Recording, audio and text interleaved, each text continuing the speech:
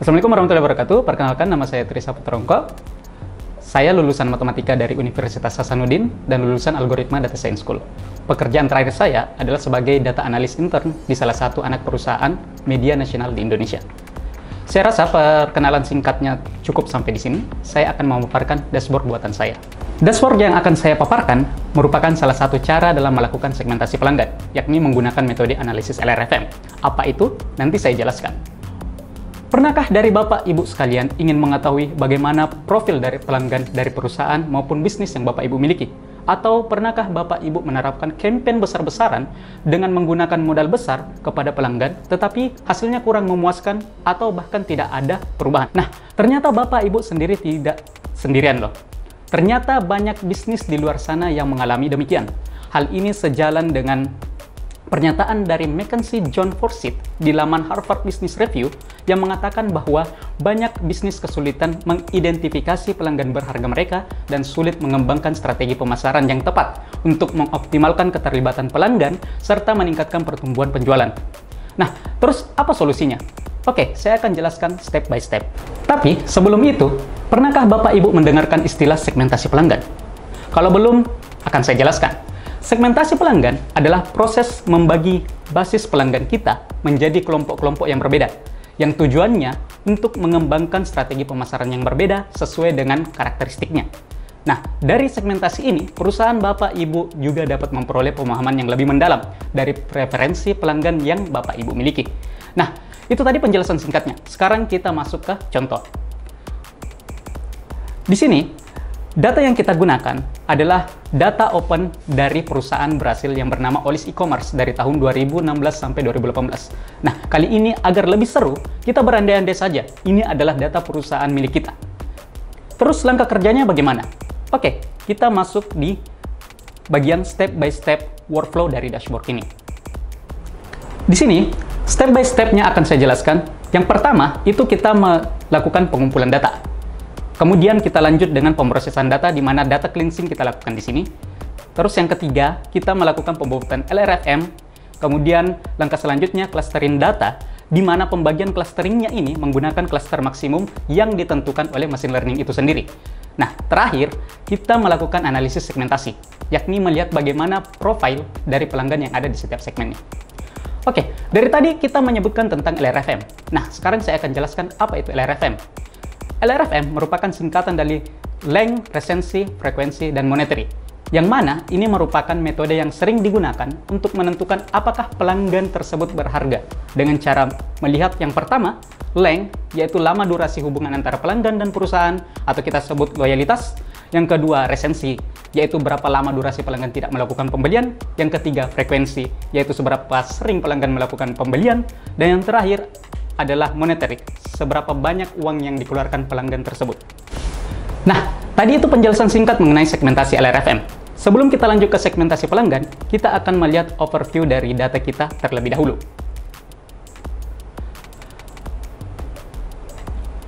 Dari overview, kita bisa lihat bahwa transaksi sebesar 16,3 juta real Brasil terjadi selama tahun 2016 sampai 2018 dengan sebanyak lebih dari 116.000 total transaksi, di mana ada 94.000 customer dengan rata-rata transaksi sebesar 1 sampai 2 kali. Dari 116.000 total transaksi, ternyata 97% transaksi berhasil dengan tipe pembayaran yang lebih condong di credit card, yakni sebesar 74,2%. Dan dari keseluruhan transaksi, repeat order terbanyak ada di satu kali pembelian, yaitu sebanyak 95% dari total pelanggan. Dan produk yang sering dibeli adalah kategori bed, table, dan health beauty. Nah, kemudian dari segi transaksi, terjadi peningkatan pembelian yang sangat tinggi di tanggal 24 November 2017. Dan hal ini dikarenakan adanya event Black Friday yang memang menerapkan promo besar-besaran pada hari itu. Dan kita bisa lihat bahwa pelanggan lebih cenderung melakukan pembelian di waktu weekdays pada sore hari. Selanjutnya kita masuk di tab Map. Nah, dari Map kita bisa lihat persebaran pelanggan. Ternyata 80% pelanggan berada di kota besar dan sekitarnya. Dan ini berbanding lurus dengan tingginya income perusahaan yang diperoleh dari 80% pelanggan yang ada di kota yang sama. Nah, Dari profil pelanggan secara keseluruhan tadi, kita ingin membagi pelanggan-pelanggan tersebut berdasarkan behavior pembelian mereka. Dan yang kita butuhkan sekarang yaitu teknik segmentasi pelanggan atau clustering. Oke, saatnya masuk di clustering. Prosesnya bagaimana? Jadi, clustering akan mengelompokkan pelanggan berdasarkan ciri dari behavior si pelanggan itu sendiri. Maksudnya bagaimana? Jadi, secara matematis, machine learning ini akan mengelompokkan pelanggan berdasarkan seberapa loyal mereka, seberapa banyak transaksinya, seberapa banyak uang yang mereka spend, dan seberapa lama mereka tidak melakukan pembelian. Ini sesuai dengan metrik LRFM yang saya sebutkan di awal tadi. Nah, setelah membiarkan si machine learning ini bekerja, maka di sini ditampilkan hasil clusteringnya yang dibagi menjadi 4 segmen, yaitu loyal customer, special customer, uncertain loss customer, dan uncertain new customer. Nah, di sini ditampilkan plot untuk setiap klasternya, di mana cluster loyal dan special customer memiliki nilai length, frekuensi, dan monetary yang tinggi dibandingkan cluster lain, yang artinya pelanggan pada cluster ini cirinya loyal, sering melakukan transaksi, dan mengeluarkan banyak uang, sehingga dapat disimpulkan bahwa cluster ini adalah cluster terbaik. Dengan karakteristik tersebut, perusahaan dapat menerapkan strategi promosi yang bertujuan untuk menjaga dan mempertahankan loyalitas pelanggan, seperti kita bisa menerapkan program loyalitas tingkat tinggi, early access dan pre-sale, atau ucapan terima kasih khusus disertai dengan kode diskon.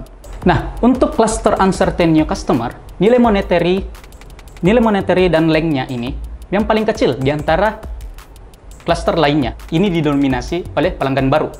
Dengan karakteristik tersebut, perusahaan dapat menerapkan strategi promosi yang bertujuan untuk meningkatkan frekuensi dan jumlah pembelian. Misalkan promosi upselling atau cross-selling. Atau bisa juga menerapkan diskon selamat datang, atau bonus produk, maupun program referral. Kemudian cluster uncertain loss customer. Nah, dengan karakteristik nilai resensi yang sangat tinggi dibanding yang lainnya, ini artinya bahwa pelanggan sudah lama tidak melakukan transaksi. Dengan karakteristik tersebut, perusahaan kita dapat menerapkan strategi promosi yang bertujuan untuk menarik kembali pelanggan. Misalnya re-engagement email, reminder wishlist, maupun kupon diskon lainnya. Kemudian kita bisa lihat profil dari pelanggan per klasternya, di mana di sini untuk klaster selain spesial, yakni uncertain new customer atau lost customer, maupun loyal customer, itu memiliki behavior yang mirip-mirip. Kecuali yang unik di sini adalah special customer. Kenapa tadi nilai monetary-nya lebih besar? Karena pelanggan yang ada di sini lebih sering melakukan pembelian untuk barang mewah, seperti watches, computer, dan furniture. Selanjutnya, setelah mengetahui cluster dari pelanggan kita tadi, melalui menu customer yang ada di sini, kita bisa lihat siapa-siapa pelanggan kita yang masuk di cluster loyal, cluster new customer, atau cluster lainnya, sehingga kita bisa menargetkan promosi yang sesuai dengan clusternya. Nah, dari hasil clustering tadi, sekarang terlihat jelas pembagian customer kita. Ternyata bisa dibagi menjadi 4 cluster menggunakan machine learning, yang mana tiap cluster ini memiliki strategi pemasarannya masing-masing. Sehingga dengan demikian, Bapak Ibu bisa mengalokasikan dana pemasarannya sesuai dengan target customer dari hasil segmentasi tadi.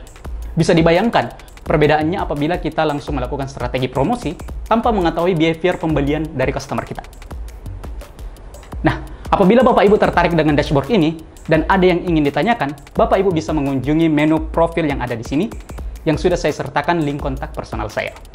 Demikian pemaparan saya mengenai dashboard segmentasi pelanggan menggunakan analisa LRFM.